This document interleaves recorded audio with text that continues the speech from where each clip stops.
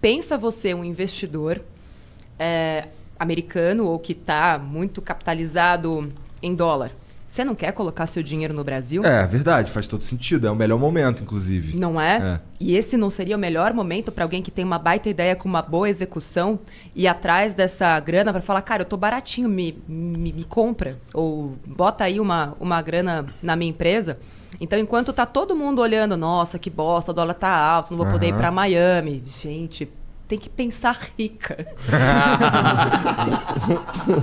Faça-me o favor, entendeu? Você tem que pensar, assim, pra onde o dinheiro quer ir. E o dinheiro quer ir pra mim, entendeu? É isso, tipo, pra onde o dinheiro vai? Pra mim, porque ele não tem outra saída. É assim que o empreendedor precisa pensar. Eu sou o melhor lugar para esse dinheiro estar neste momento, porque eu tenho um bom negócio, tenho uma baita capacidade de crescimento, eu tenho um câmbio desvalorizado, o que é excelente para quem está trazendo dinheiro aqui. Eu só preciso rezar para que não façam mais merda, né, lá no governo, para assustar os investidores estrangeiros, que é por isso, inclusive, que a gente está com uma moeda tão desvalorizada, né? Os gringos acabaram indo embora, falaram, Deus que me livre de deixar meu dinheiro aqui. E aí o dólar foi ficando raro.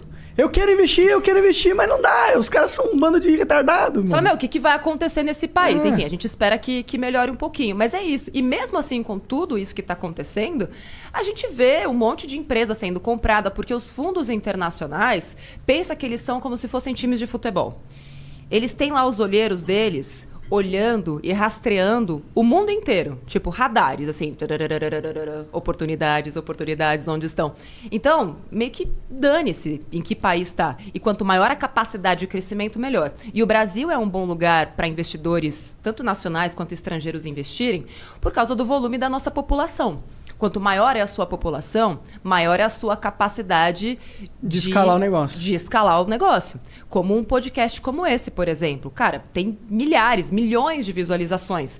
Pode ser que na Argentina, ou pode ser que no Paraguai, por mais que vocês atingissem o mesmo percentual comparativo da população, vocês não atingiriam tantas pessoas. Logo, o que vocês recebem de patrocínio não seria o que vocês recebem aqui. Então, quanto maior é a população de um país, maior é a capacidade daquele negócio escalar e mais dinheiro você vai receber. Entendi. Faz sentido pra caralho. Esses investidores aí, eles geralmente são, por exemplo, pessoas comuns que ficaram... Não, o que eu quero dizer com isso? Os investidores? Não. Porque assim, esses investidores aí, por exemplo, a gente tá falando de pessoa física. Não necessariamente. Podem ser em grupos econômicos. Depende do volume de capital que você está falando. Tem investidores anjo, por exemplo. Os investidores anjo são aqueles que geralmente entram no começo do negócio. E quando a gente vai para essa história de VC, de Venture Capital, a gente chama de rodadas. Talvez vocês já tenham escutado falar, o Nubank está na rodada de Series A, Series C, Series D. A gente conversou com um cara que ele explicou um pouquinho desse negócio. Cada um é um tipo de valor, exatamente. Vai aumentando. E é isso, quanto mais o seu negócio cresce, você mostra para o mundo que, olha, eu tenho capacidade de receber mais dinheiro. E cada vez que o cara vai lá e coloca mais dinheiro, e o cara, daqui a pouquinho eu vou explicar quem é o cara, tá? Cada vez que vem um fundo, por exemplo, colocar mais dinheiro, ele também está acreditando que com aquela grana que ele está colocando, o negócio vai escalar. E não é que ele aposta. Quando uma empresa, vamos colocar o Nubank, por exemplo, que já está, né, no ápice do negócio, ele vai lá e se abre para receber mais capital, ele tem um plano de negócios extremamente detalhado, com uma previsibilidade do que vai acontecer nos próximos anos, nos próximos meses. Então, ele chega para um investidor, por exemplo, lá no comecinho. Vou contar o que está acontecendo comigo. Nesse momento, eu estou entrando como investidora numa empresa, startup, que está bem no comecinho. Então, eles mostraram para mim como que, com aquela grana, eles imaginam crescer nos próximos 3 anos. Eles têm detalhadamente o que vai acontecer em cada etapa.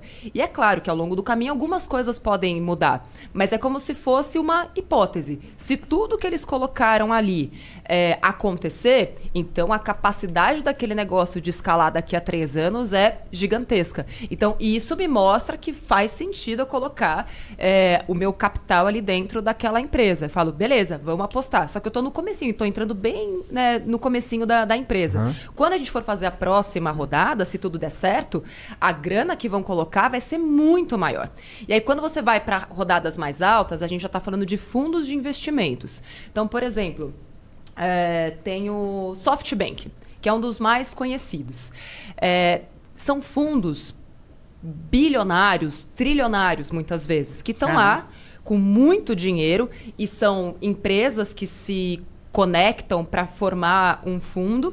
Tem alguns fundos que olham para setores específicos. O SoftBank, por exemplo, investe muito em empresas de tecnologia ligadas a mercado bancário, financeiro, edtechs, Esse SoftBank é um negócio chinês, não é? SoftBank, se eu não me engano, é chinês ou japonês. Eu conheci o CEO deles. Eu lembro de ter visto uma reportagem do CEO deles, que era um cara famosão lá. Isso. E era a primeira vez que iam dar tanta grana pra um cara, alguma Exatamente. coisa assim. Eu participei 2 anos atrás de um evento bem bacana chamado Brasil at Silicon Valley, que foi lá no Vale do Silício. E ele estava lá. E foi legal porque ele estava contando o que ele enxerga nas empresas. Esse cara não era o CEO, ele é como se fosse esse olheiro. Ele está para o mercado de empresas como o olheiro... Tem outro nome? É olheiro mesmo. É olheiro. Tá para o futebol. E ele está falando, olha, nós estamos agora disponibilizando 5 bilhões de reais para a América Latina. Na época. Então é isso, tipo, se você tá atento a tudo isso, o SoftBank tá... Tem 5 bilhões de dinheiro aí que podia ser meu. Para 2020. Só 2020? Só 2020. Então eles já gastaram essa grana aqui no Provavelmente Brasil? sim, provavelmente sim. Só que a América Latina é grande, né? A gente não tá jogando sozinho. Você tem México, você tem outros países. Mas o que você, como empreendedor ou empreendedora brasileira, vai fazer para, pelo menos uns 10 milha aí eu consigo. Mas eu também entender, se você é muito pequenininha, um banco desse não tem interesse. Ele está colocando muita grana porque ele quer muito retorno. Nesse caso, pode fazer sentido mais o investimento anjo. E eles colocam essa grana, eles compram parte da empresa normalmente? Sim.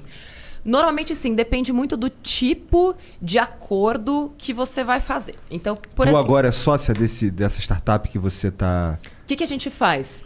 Eu não sei se essa empresa vai dar certo ou não. Eu ainda não quero entrar com o meu nome no capital social. Porque para mim, até porque eu já tenho uma empresa, seria um risco alto. Então, o que eu faço? Existe algo no Brasil que é como se eu tivesse a opção de compra. Então, eu falo para vocês o seguinte. Monark, eu quero comprar 20% aqui do Flow Podcast, mas para isso acontecer, eu quero ter reservado 20% e eu garanto agora já para você, como se fosse um empréstimo, 300 mil reais por 20%, eu sei que é pouco, mas já tô pechinchando. Tá bom. 300 mil reais. A gente é ciumento. E daqui a... Por isso que ele tá te perguntando. Pra gente captar um bagulho desse aí, a gente ia ter que fazer ir no psicólogo, tá ligado? É que tem que ter um porquê. Se não tem porquê, não tem porquê fazer. Eu até hoje não tenho sócio na minha empresa. Eu sou a única sócia da minha empresa. Eu também sou assim. Tipo, pra que você vai fazer? Eu tô muito bem sozinha. Assim, só do que mal acompanhada. E aí eu falo, beleza. Só que pra eu entrar com o meu nome aí mesmo, daqui a 2 anos, essa empresa tem que estar faturando pelo menos 20 milhões por ano. Se isso acontecer, eu entro com o meu nome no capital e beleza, e posso até colocar mais uma grana lá no futuro. Então, eu tenho uma opção de compra. Eu já te libero essa grana agora, mas eu só vou converter isso em ações da empresa mesmo lá na frente, se aquilo que a gente está colocando em contrato hoje acontecer de fato. Então, e se não acontecer, você só perdeu sua grana e tá livre para ir embora e não tem encheção de saco. A gente fica feliz, tá todo mundo bem, eu não entro na sua empresa, não aconteceu nada demais, você pegou a grana, você tentou, você fez, você deu o seu melhor e tal, mas infelizmente não rolou. Saquei. Interessante. Isso aí parece pro cara, pro investidor anjo é uma boa, né? Que só tem ganhos, né? E corta todas as possíveis perdas. Ele meio que é bom para ambos os lados. Porque bom para mim também. Né? Uma das grandes tretas no Brasil, e isso é algo que os investidores estrangeiros falam muito sobre a gente aqui, que às vezes é um empecilho para grandes fundos, é a questão das leis trabalhistas. A gente sabe que foi um grande direito adquirido e tudo mais, mas quando o gringo americano olha para cá e lá as regras elas são muito mais soltas, né? Soltas, abertas. Os acordos são feitos entre, né, o empregado e o empregador. Exatamente. Aqui no Brasil, além de ser muito oneroso você contratar pessoas, o risco que você corre de pegarem a tua grana até na pessoa física, caso você tenha alguma questão trabalhista.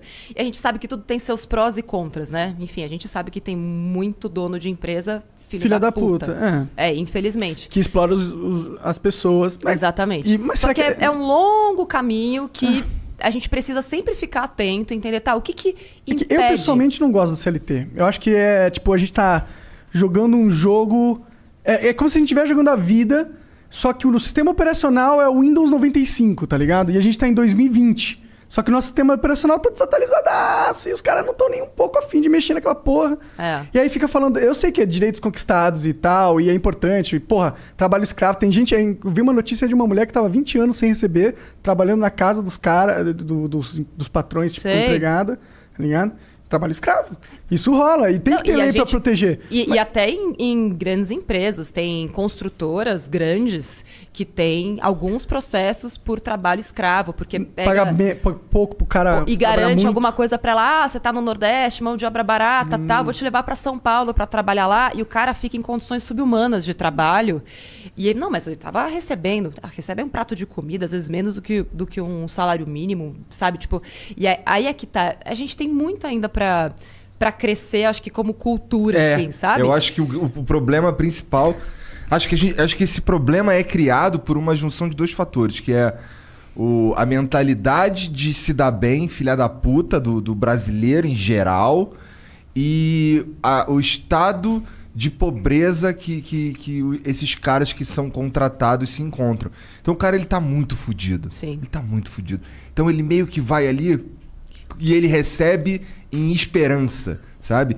E o cara tá se aproveitando dessa esperança do cara que tá muito fudido, porque ele é um filho da puta. E aí junta esses dois fatores aí dá merda, eu acho, minha cabeça. Aí é que tá, eu acho que é muito por causa disso que é tão difícil a gente combater a corrupção no Brasil. Porque se eu tô fazendo a coisa certa, eu tenho o sentimento de que eu tô sendo idiota. E a gente não pode perpetuar essa cultura do que fazer certo é ser idiota. Existe muita gente correta, existe muita gente que paga bem, existe muita empresa que colabora, que ajuda o funcionário e que, enfim, tá trazendo pessoas que antes não tinham condições para uma vida completamente diferente. É difícil a gente saber se é minoria ou maioria, porque, infelizmente, para quem faz sucesso no Brasil hoje, já vem um monte de gente. Isso o Tom Jobim falava desde lá, né, da década de 60, que fazer sucesso no Brasil é uma ofensa, e para muita gente porque sempre vão achar que você fez alguma coisa errada, que você deu algum jeitinho. No caso de mulher, que você deu para alguém. Sempre vai ter isso. Só que se quem faz a coisa certa não vier, dar a cara a tapa e falar, você que se foda com o seu preconceito, vai estudar a minha história e para de ser preguiçoso. Se a gente não trouxer isso cada vez mais à tona, a gente vai perpetuar isso que no fim é uma falácia. Não é todo mundo que é assim, não é todo mundo que é filho da puta, né, no Congresso, na política brasileira. A gente tem que começar a pegar os bons exemplos. Acho que no Congresso aí, não sei, eu vou discordar de você. Na população brasileira, eu acho que a maioria é gente fina. Mas agora, se o Congresso é uma representatividade do que a gente tem no povo... Mas não é. Mas é por isso... Aí é que tá. Não é a Flor de Lis que é líder das mulheres, né? Aí tu fica, caralho... Então, mas é uma, né? E cadê mas os ela é a bons líder, exemplos? porra. Ela é líder. Todo mundo que tava lá votou nela, tá ligado?